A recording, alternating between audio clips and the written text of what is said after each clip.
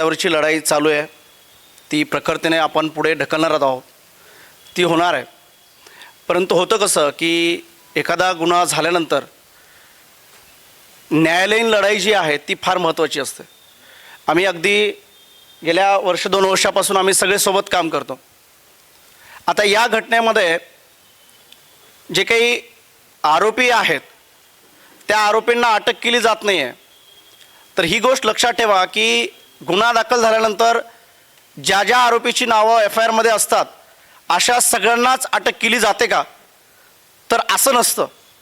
परंतु मी माऊलींना, अगदी आगाव सरांना आणि त्यांच्या इतर मित्रांनासुद्धा याविषयी, म्हणजे ज्या फेअर इन्व्हेस्टिगेशन ज्याला म्हणतो आपण, SIT स्थापन आहे, त्याचा तपास कुठपर्यंत आला आहे, त्या तपासामध्ये हा जो आरोपी राहिला आहे या आरोपीची लिंक किंवा या आरोपीच्या विरोधातले जे पुरावे आहेत ते SITकडे कोणकोणते आलेले आहेत, आणि जर ते आले असतील तर त्या आरोपीला अटक केली जात नाही.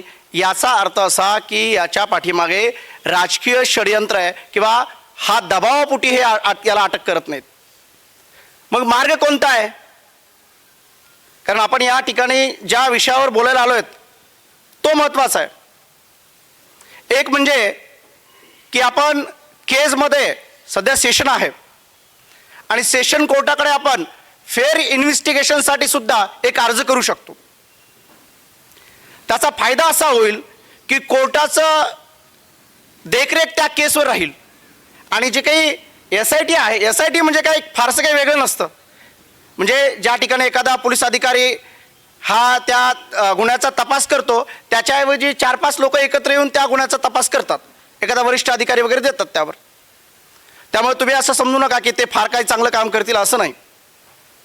पण त्या इन्व्हेस्टिगेशनची प्रत्येक स्टेज तपासणं गरजेचं आहे. कोणकोणते पुरावे त्यात घेतलेत, आणि जर त्याचा CDR आजपर्यंत उपलब्ध झाला असेल आणि त्या दरम्यान यांच्या कम्युनिकेशनच्या लिंक सापडत असतील तर ॲक्युज किंवा जे आरोपी आहेत त्यांची लिंक त्या ठिकाणी मिळून येत असेल तर काळजी करू नका, तो कुठेही जाणार नाही आणि आम्ही त्याला सोडणारही नाहीत. दुसरा महत्त्वाचा मुद्दा की मॅजिस्ट्रेट बरोबर आपण रीट पिटिशनमध्ये हायकोर्टात जाऊ शकतो. जर तुमची सगळ्यांची जर साथ असेल तर आपण एक फेअर इन्व्हेस्टिगेशन, कारण जोपर्यंत फेअर इन्व्हेस्टिगेशन होत नाही तोपर्यंत या आरोपीला शिक्षा होणार नाही. अरेस्ट करणं, नंतर त्यांना जामीन मिळणं ह्या कायदेशीर बाबी आहेत, पण शिक्षा लावेपर्यंत एखादी केस कशी लढली जाते ह्या अशा केसेस आम्ही समाजासाठी रोज लढतो. अगदी या 2-4 उदाहरणात आम्ही आत्ताच आहेत आणि आम्ही याच्याकडे लक्ष ठेवून आहेत. येणाऱ्या 2-3 दिवसामध्ये रस्त्यावरली लढाई तर आपण लढणार चालू येते, कारण त्या दबाव तंत्राशिवाय हे पोलीस प्रशासन याबरोबर राजकीय व्यवस्था हलणार नाही. परंतु दुसऱ्या मार्गानं ही लढाई सुद्धा आपल्याला लढायची गरजेची आहे.